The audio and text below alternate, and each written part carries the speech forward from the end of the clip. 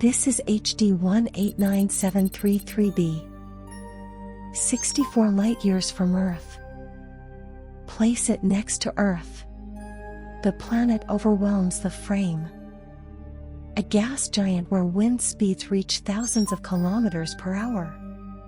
The atmosphere is so violent, so compressed such that matter itself changes behavior.